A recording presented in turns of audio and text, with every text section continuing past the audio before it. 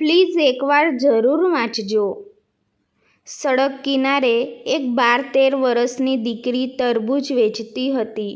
વિશાલે ગાડી રોકી, પૂછ્યું, બેટા, તરબૂચ કેમ આપ્યા? દીકરીએ કહ્યું, એક નંગના 50 રૂપિયા સાહેબ, 5 કિલો વજન હશે. પાછળની સીટ પર બેઠેલી તેની પત્ની ભાવિકાએ કહ્યું, આટલા મોંઘા, ચાલો આગળથી લઈશું. વિશાલે કહ્યું, ક્યાં મોંઘા છે? બજારથી તો તું 20 રૂપિયા કિલોમાં લઈ આવસ. ભાવિકાએ કહ્યું, તમને ખબર ના પડે, મને ભાવતાલ કરવા દો. દીકરીને કહ્યું, 30નું નંગ આપવું હોય તો આપ, નહીંતર કંઈ નહીં.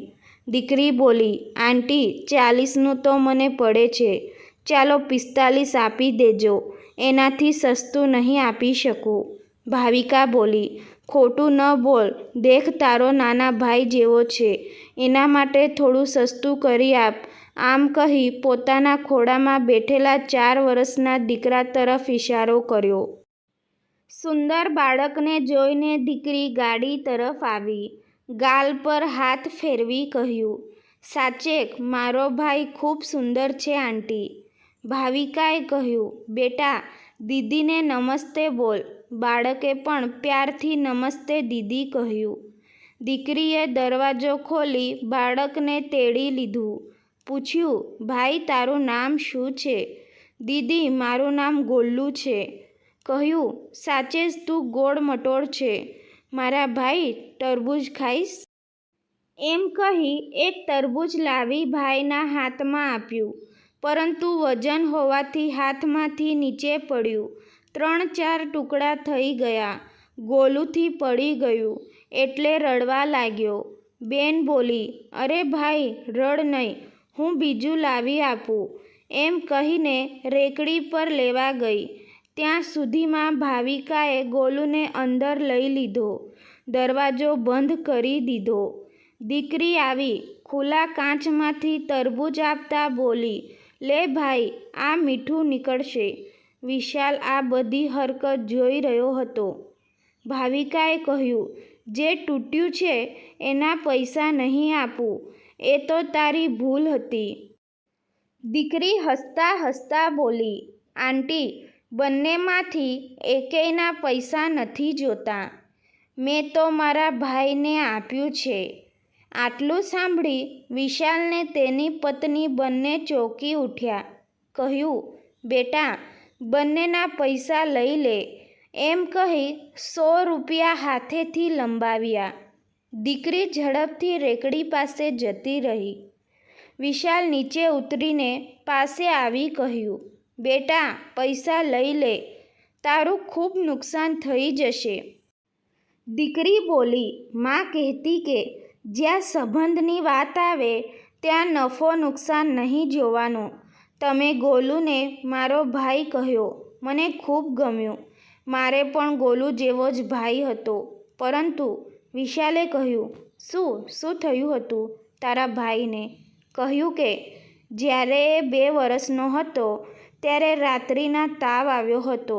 સવારે માં હોસ્પિટલ લઈ જાય તે પહેલાં જ શ્વાસ છોડી દીધો હતો. એના 1 વર્ષ પહેલાં પપ્પા પણ અમને મૂકીને જતા રહ્યા. અંકલ, મને મારા ભાઈની ખૂબ યાદ આવે છે. ભાવિકાએ કહ્યું, બેટા, પૈસા લઈ લે. આંટી, હું પૈસા તો નહીં જ લઉં. ભાવિકા ગાડીમાં ગઈ. પોતાની બેગમાંથી એક પાંજેબ ઝાંઝરની જોડ નીકાળી, જે પોતાની 8 વર્ષની દીકરી માટે આજે જ 3000માં ખરીદી હતી. દીકરીને દેતા બોલી, તે ગોલુને ભાઈ માન્યો છે ને, તો હું તારી માં કહેવાઈશ, તો તું ના ન કહેતી. દીકરીએ હાથ ન લંબાવ્યો તો જબરદસ્તી દીકરીના ખોળામાં ઝાંઝર મૂકતા બોલી, રાખી લે બેટા, જ્યારે પણ પહેરીશ ત્યારે અમારી બધાની યાદ આવશે. આટલું કહી ઝડપથી ગાડીમાં બેસી ગઈ. દીકરીને બાય કહેતા વિશાલે ગાડી સ્ટાર્ટ કરી. ગાડી ચલાવતા ચલાવતા વિચારી રહ્યો હતો કે ભાવુકતા શું ચીજ છે. થોડા સમય પહેલાં પોતાની પત્ની 10-20 રૂપિયા બચાવવા માટે બાંધછોડ કરી રહી હતી. ને થોડી જ ક્ષણોમાં આટલી બદલાઈ ગઈ. જો તો ખરા, 3000નું પાજેબ ઝાંઝર આપી દીધું. ત્યાં જ અચાનક વિશાલને દીકરીની વાત યાદ આવી કે સંબંધમાં નફો કે નુકસાની ન જોવાય. વિશાલને થોડા વર્ષોથી પ્રોપર્ટી બાબતે પોતાના જ ભાઈ સાથે કેસ ચાલી રહ્યો હતો. તરત જ ભાઈને ફોન લગાવ્યો. કહ્યું, ભાઈ, હું વિશાલ બોલું છું. સામેથી ભાઈએ કહ્યું, ફોન કેમ કર્યો? વિશાલે કહ્યું, ભાઈ, મેન માર્કેટવાળી દુકાન તું રાખી લે, બજારવાળી હું રાખીશ. અને હા, મોટો પ્લોટ તું રાખી લે, નાનો પ્લોટ હું રાખી લઈશ. હું કાલે જ આપણો કેસ ચાલે છે એ પાછો ખેંચી લઈશ. સામેથી થોડો સમય અવાજ જ ના આવ્યો. પછી મોટા ભાઈએ કહ્યું, છોટું, આમ કરવાથી તો તને ખૂબ જ નુકસાન થશે. ત્યારે વિશાલે કહ્યું, આજ મને સમજાણું છે કે સંબંધમાં નફો કે નુકસાન ન જોવાય, એકબીજાની ખુશી જોવાની હોય. ફોનમાં સામેથી એકદમ ખામોશી છવાઈ ગઈ. થોડી ક્ષણો પછી વિશાલને સામેથી મોટા ભાઈનો રડવાનો અવાજ સંભળાયો. વિશાલે કહ્યું, રડી રહ્યા છો ભાઈ? મોટા ભાઈએ કહ્યું, એટલા પ્રેમથી વાત કરી હોત તો બધું જ તને આપી દેત. ઘરે આવી જા, પ્રેમથી બેસીને વાતો કરીશું. આટલી કડવાહટ થોડા મીઠા શબ્દો બોલતા ક્યાં ચાલી ગઈ ખબર જ ન પડી. કાલજો 1 ઇંચ જમીન માટે લડતા હતા એ આજ બધું જ દેવા તૈયાર થઈ ગયા.